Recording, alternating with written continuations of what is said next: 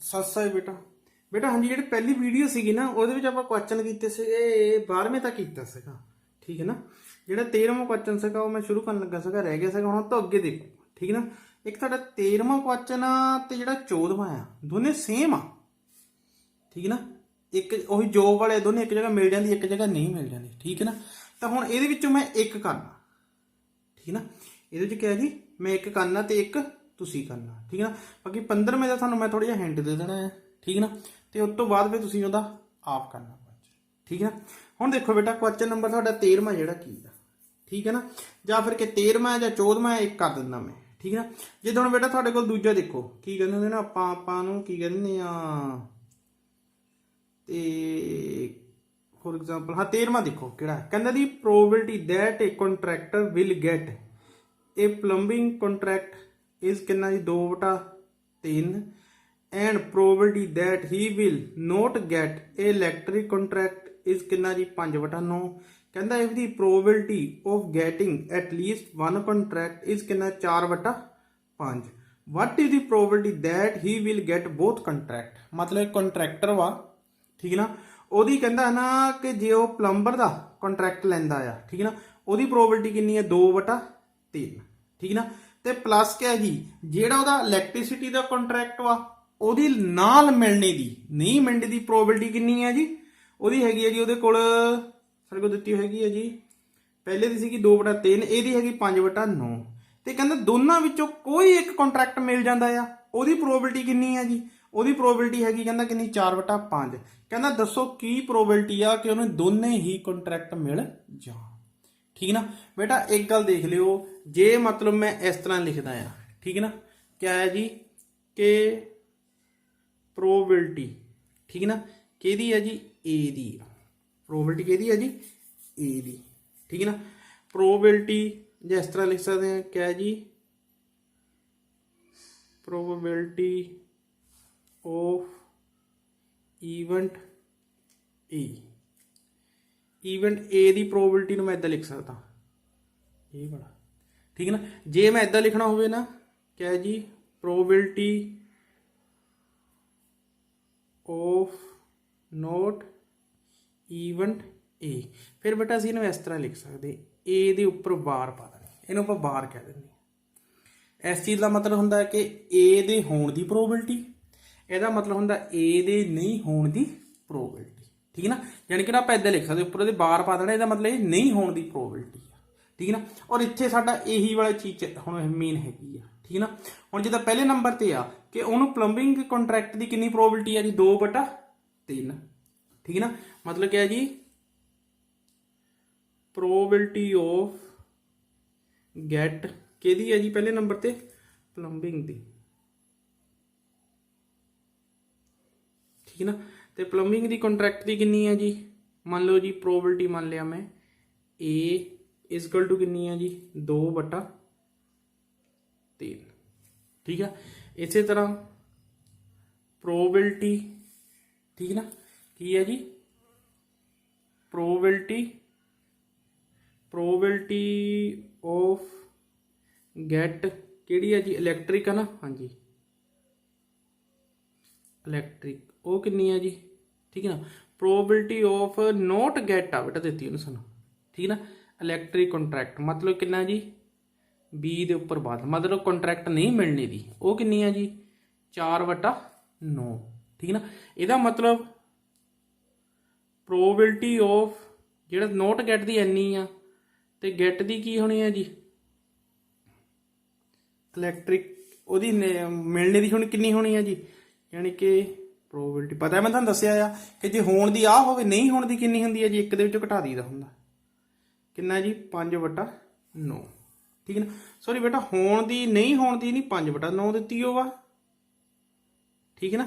ਤੇ ਦੂਜੀ ਕਿੰਨੀ ਆ ਜਣੀ ਸਾਡੇ ਕੋਲ ਇਹਦੇ ਵਿੱਚੋਂ 5/9 ਘਟਾ ਕੇ, ਇਹ ਤਾਂ ਗਲਤ ਲਿਖ ਹੋ ਗਿਆ ਥੋੜਾ ਜਿਹਾ। ਠੀਕ ਹੈ ਨਾ। ਕਿੰਨੀ ਆ ਜਾਣੀ ਹੈ ਜੀ 4/9। ਠੀਕ ਹੈ ਨਾ। ਕਿ ਕਿੰਨੀ ਆ ਜਾਣੀ ਹੈ ਜੀ 5/9 ਦਿੱਤੀ ਉਹ 5/9 ਘਟਾ ਕੇ ਕਿੰਨਾ ਆ ਗਿਆ 4/9। ਠੀਕ ਨਾ। ਤੇ ਨਾਲੇ ਉਹਨੇ ਦਿੱਤੀ ਉਹ ਆ ਪ੍ਰੋਬੇਬਿਲਿਟੀ ਆਫ ਕਿਹਦੀ ਹੈ ਜੀ ਗੈਟ ਕਿਹੜਾ ਜੀ एट लीस्ट 1 क्या है जी एट ਲੀਸਟ 1 ਕੋਈ ਵੀ ਉਹਨਾਂ ਵਿੱਚ ਮਿਲ ਸਕਦਾ, ਯਾਨੀ ਕਿ ਪ੍ਰੋਬੇਬਿਲਿਟੀ A ਦੀ, ਠੀਕ ਹੈ ਨਾ, ਚਾਹੇ B ਦੀ, ਚਾਹੇ A ਹੋਵੇ ਚਾਹੇ ਕੀ ਹੋਵੇ ਜੀ B ਹੋਵੇ, ਠੀਕ ਹੈ ਨਾ। ਉਹ ਬਰਾਬਰ ਕਿੰਨੀ ਹੈ ਜੀ, ਉਹ ਬਰਾਬਰ ਆਣੀ ਹੈਗੀ ਸਾਡੇ ਕੋਲ ਕਿਆ ਹੈ ਜੀ, ਆਪਾਂ ਕਹਿ ਸਕਦੇ ਹਾਂ ਐਟਲੀਸਟ 1 ਦੀ, ਚਾਹੇ A ਹੋਵੇ ਚਾਹੇ B ਹੋਵੇ। ਉਹ ਦਿੱਤੀ ਸਾਨੂੰ ਨਹੀਂ ਕਿੰਨੀ ਹੈ ਜੀ 4/5, ਠੀਕ ਹੈ ਨਾ, ਮੈਂ ਕਹਿੰਦਾ 4/5, ਠੀਕ ਹੈ ਨਾ। ਇਹ ਆ ਬੇਟਾ। ਹੁਣ ਬੇਟਾ ਇੱਕ ਗੱਲ ਦੇਖਿਓ, ਉਹ ਕਹਿੰਦਾ ਸਾਡੇ ਕੋਲ ਐਟਲੀਸਟ 1 ਹੋਵੇ, ਐਟਲੀਸਟ ਕੀ ਹੋਵੇ ਜੀ 1। ਹਾਂਜੀ ਬੇਟਾ ਦੇਖੋ ਸਾਡੀ ਨਾ ਜਿਹੜੀ ਪ੍ਰੋਬੇਬਿਲਿਟੀ ਆਫ ਗੈਟ ਐਟਲੀਸਟ 1, ਯਾਨੀ ਕਿ ਦੋਨਾਂ ਵਿੱਚ ਚਾਹੇ A ਉਹਨੂੰ ਮਤਲਬ ਪਲੰਬਰਿੰਗ ਦਾ ਕੰਟਰੈਕਟ ਮਿਲ ਜਾਵੇ, ਚਾਹੇ ਕਿਹਦਾ ਮਿਲ ਜਾਵੇ ਜੀ ਉਹਨੂੰ ਇਲੈਕਟ੍ਰਿਕ ਦਾ, ਠੀਕ ਹੈ ਨਾ, ਇਲੈਕਟ੍ਰੀਸਿਟੀ ਦਾ, ਉਹਨਾਂ ਦੀ ਪ੍ਰੋਬੇਬਿਲਿਟੀ ਕਿੰਨੀ ਹੈ 4/5, ਠੀਕ ਹੈ ਨਾ। ਜੇ ਹੁਣ ਅਸੀਂ ਇਹ ਮੰਨ ਲੈਣੇ ਕਿਹਾ ਜੀ ਪ੍ਰੋਬੇਬਿਲਿਟੀ ਆਫ ਗੈਟ, ਠੀਕ ਹੈ, ਕੀ ਹੈ ਜੀ, ਠੀਕ ਨਾ, ਬੋਥ ਕੰਟਰੈਕਟ, क्या है जी बोथ कंट्रैक्ट, ठीक है ना। जे दोने कंट्रैक्ट बोथ कंट्रैक्ट मिलने तो उन्होंने की प्रोबेबिलिटी होगी, मान लिया मैं प्रोबेबिलिटी A एंड B, ठीक है ना। हुण सानूं पता है कि ना दोने भी मिल सकते हैं, इस करके बेटा असीं उही फार्मूला लाना किहड़ा जी प्रोबेबिलिटी A और B, यानी कि दोनों चो क्या जी probability A plus probability B ਤੇ ਮਾਈਨਸ ਜਿੱਦਾਂ ਕਰਦੇ ਹੁੰਦੇ ਆ ਕਿਹਦਾ ਜੀ ਪ੍ਰੋਬੇਬਿਲਿਟੀ A ਤੇ B ਦੋਨਾਂ ਦਾ ਕੋਮਨ, ਇਹੀ ਹੁੰਦਾ ਨੋਨ ਮਿਊਚੁਅਲੀ ਐਕਸਕਲੂਸਿਵ, ਬਸ ਇਹੀ ਵਾਲਾ ਬੇਟਾ ਫਾਰਮੂਲਾ ਲੱਗ ਜਾਣਾ, ਠੀਕ ਨਾ। ਕਿਸ ਤਰ੍ਹਾਂ ਜੀ ਪਹਿਲਾਂ A ਤੇ B ਦੀ ਸਾਨੂੰ ਦਿੱਤੀ ਉਹ ਕਿੰਨੀ ਆ ਜੀ 4/5, ਠੀਕ ਨਾ।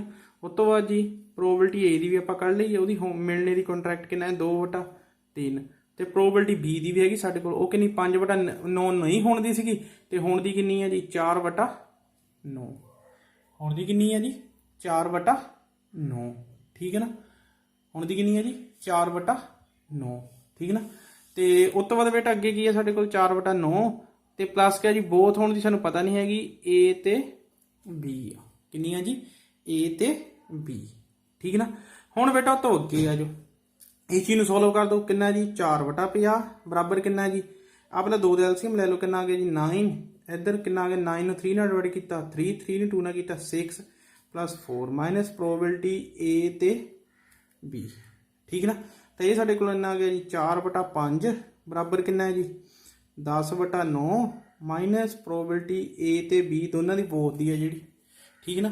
तो उस तो बाद जी अगे की कर देना बेटा, आप अगे कर देना है आप इस चीज़ में चाहे इधर लियो, आ माइनस का सीगा इहदे जाके प्लस का हो गया, प्रोबेबिलिटी A ते B दी 10/9, इधर आ प्लस का सीगा, इधर जाके कहता हो गया जी ये माइनस, माइनस वाला इधर जाके प्लस हो गया, ठीक है ना।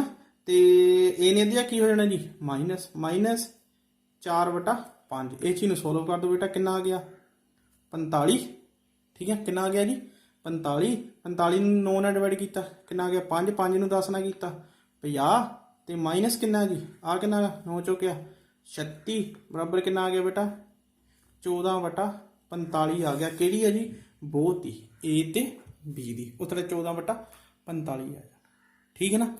ਤੇ ਇਸੇ ਤਰ੍ਹਾਂ ਬੇਟਾ ਇਹਦੇ ਨਾਲ ਦਾ ਜਿਹੜਾ ਜੋਬ ਵਾਲਾ ਹੈ ਨਾ ਸਾਡਾ x ਤੇ y ਵਾਲਾ ਸਮਥਿੰਗ ਕਿਹੜਾ ਹੈ ਕੁਐਸਚਨ ਇਹ ਸਾਡੇ ਕੋਲ ਇਹ, ਠੀਕ ਹੈ ਨਾ।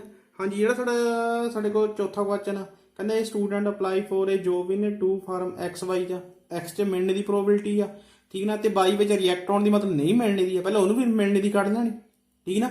ਫਿਰ ਆਪਾਂ ਕੀ ਕਹਿੰਦਾ ਜੀ ਦੇਖੋ ਜਿਹੜੀ ਬੋਥ ਆ ਨਾ ਉਹ ਰਿਐਕਟ ਆ, ਮਤਲਬ ਨਹੀਂ ਮਿਲਣੇ ਦੀ, ਅਸੀਂ ਬੋਥ ਦੇ ਵਿੱਚ ਜਾਣੀ ਕਿ ਜਿਹੜਾ ਕੁਐਸਚਨ ਆ ਉਹਦੇ ਵਿੱਚ ਤੁਹਾਨੂੰ x ਦੀ ਪ੍ਰੋਬੇਬਿਲਿਟੀ ਵੀ ਦੇ ਦਿੱਤੀ ਉਹਨੇ, ਠੀਕ ਨਾ, ਔਰ b ਦੀ ਜਿਹੜੀ ਆ ਪ੍ਰੋਬੇਬਿਲਿਟੀ y ਦੀ ਪ੍ਰੋਬੇਬਿਲਿਟੀ ਉਹ ਨਹੀਂ ਮਿਲਣੇ ਦੀ ਆ, ਇਹਨੂੰ ਪਹਿਲਾਂ ਅਸੀਂ ਕਾਹਦੀ ਕੱਢ ਲੈਣਾ ਜੀ ਮਿਲਣੇ ਦੀ ਪ੍ਰੋਬੇਬਿਲਿਟੀ ਉਹੀ 1 ਚੋਂ ਘਟਾ ਕੇ, ਠੀਕ ਨਾ। ਤੇ ਉਸ ਤੋਂ ਬਾਅਦ ਅੱਗੇ ਕੀ ਆ ਜੀ ਸਾਡੇ ਕੋਲ ਜਿਹੜੀ ਬੋਥ ਵਿੱਚ ਉਹ ਵੀ ਨਹੀਂ ਮਿਲਣੇ ਦੀ ਆ, ਜਿਹੜੀ ਪ੍ਰੋਬੇਬਿਲਿਟੀ ਆ x ਤੇ y ਦੋਨਾਂ ਵਿੱਚ ਨਹੀਂ ਮਿਲਣੇ ਦੀ, ਇਹ ਵੀ ਤੁਸੀਂ ਕਿਹਦੀ ਕੱਢ ਲੈਣੀ ਪ੍ਰੋਬੇਬਿਲਿਟੀ x ਤੇ y ਦੀ ਮਿਲਣੇ ਦੀ ਕੱਢ ਲੈਣੀ ਆ, ਯਾਨੀ ਕਿ 0.6 ਘਟਾ ਕੇ ਉਹੀ 0.4, ਫਿਰ ਐਟਲੀਸਟ ਵਾਲਾ ਉਹੀ ਫਾਰਮੂਲਾ ਕੱਢ ਸਕਦੇ ਆ, ਪ੍ਰੋਬੇਬਿਲਿਟੀ ਕਿਹਦੀ ਕੱਢਣੀ ਆ x ਦੀ ਹੋਵੇ ਚਾਹੇ ਕਹਿ ਜੀ ਉਹਨੂੰ y 'ਚ ਮਿਲ ਜਾਏ, ਉਹੀ ਪ੍ਰੋਬੇਬਿਲਿਟੀ x ਦੀ ਪਲੱਸ ਪ੍ਰੋਬੇਬਿਲਿਟੀ y ਦੀ ਤੇ ਮਾਈਨਸ ਪ੍ਰੋਬੇਬਿਲਿਟੀ x y ਦੋਨਾਂ ਦੀ, ਠੀਕ ਨਾ।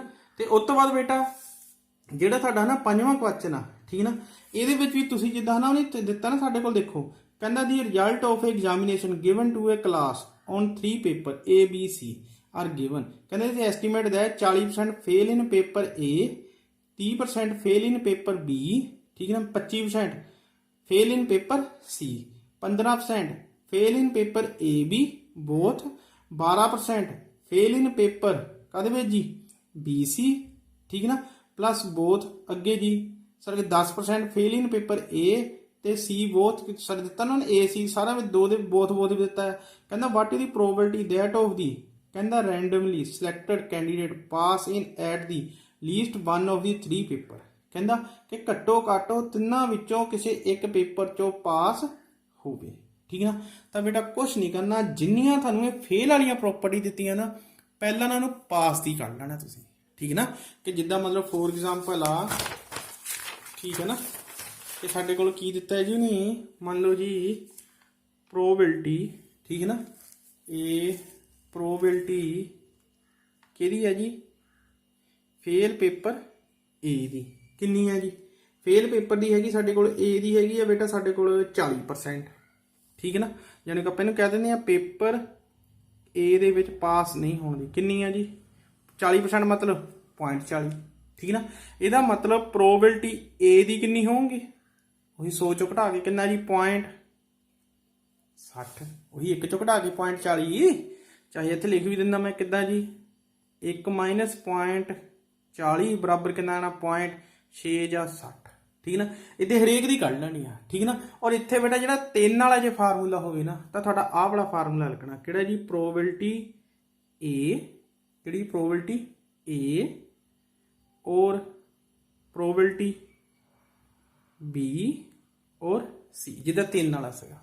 ਇਹਦੇ ਵਿੱਚ ਬੇਟਾ ਸਾਡਾ ਫਾਰਮੂਲਾ ਆ ਲੱਗਣਾ ਪ੍ਰੋਬੇਬਿਲਟੀ ਏ ਦੀ ਪਾਸ ਹੋਣ ਦੀ, ਪ੍ਰੋਬੇਬਿਲਟੀ ਬੀ ਦੀ ਪਾਸ ਹੋਣ ਦੀ, ਪ੍ਰੋਬੇਬਿਲਟੀ ਸੀ ਦੀ ਪਾਸ ਹੋਣ ਦੀ, ਠੀਕ ਹੈ ਨਾ।